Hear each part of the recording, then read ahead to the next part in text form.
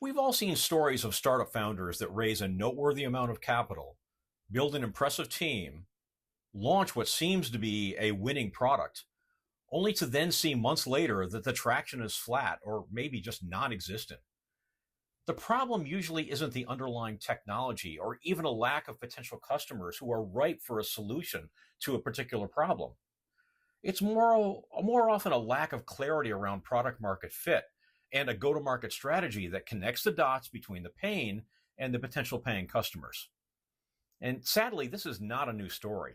You can find multiple studies that have been conducted on this problem, from CB Insights analysis of startup postmortems to the work that was published in the Harvard Business Review, and many, many more.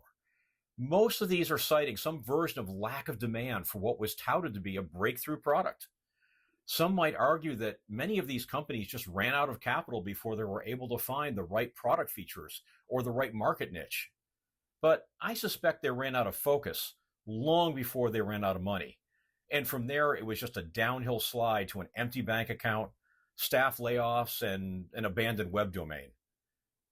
Founders who may be strong technically, but are not willing to invest the time to validate the demand, often charge ahead with development and are encouraged to spend aggressively on misguided, jargon-filled positioning, fully believing that the product should sell itself.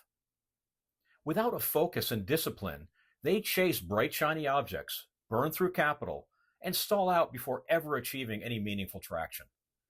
I've experienced this plenty of times in the wild and hundreds of times in looking at applications to the accelerator over the past 6 years.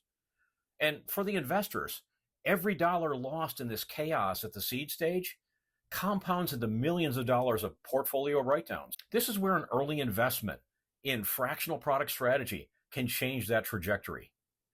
By embedding early with founders and their teams, a fractional exec can focus on de-risking the strategy for product development and market positioning.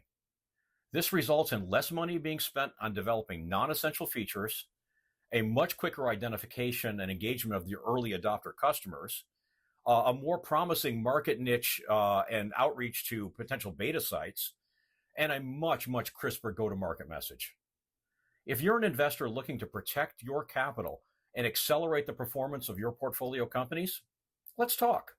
Your founders and your LPs will thank you.